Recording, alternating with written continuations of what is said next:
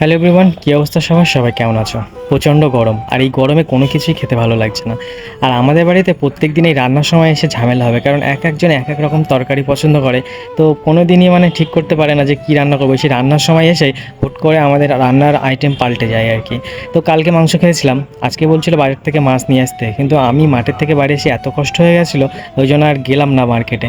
বাড়িতে ডিম ছিল, আমি বললাম ডিম রান্না করো। তো এই ডিমের এই তরকারিটা আমার ভীষণ ফেভারিট। রান্নাটা আমাকেই করতে হলো। আসলে এই ডিমের এই কারিটা যখনই রান্না হয় না কেন তখনই আমাকেই করতে হয়, সবাই আমাকেই বলে এটা রান্না করতে আর কি। তো আমিও লেগে গেলাম রান্নাতে। আর ধান রয়েছে ছাদে, সবাই ওই হাত একবার যাচ্ছে ছাদে, একবার নিচে আসছে। আর ছাদে গেলে তো জীবন বেরিয়ে যাচ্ছে, প্রচণ্ড পরিমাণে রোদ্দুর, ছাদে দাঁড়ানোই যাচ্ছে না। তো দেখো যাক, আমি এখানে রান্নাটা করে ফেলেছি। আর আমি এখানে কিন্তু একদম সব মশলাগুলো একসাথে সুন্দর করে কষিয়ে নিয়ে তার মধ্যে ভেজে রাখা ডিমগুলো দিয়ে কিছুক্ষণ কষিয়ে তারপরে অল্প একটুখানি পানি দেবো ঝোলের জন্য আর কি। তো তারপরে একদমই কষা কষা করে নামিয়ে রাখবো। তো দেখে বলো রান্নাটা কেমন হয়েছে।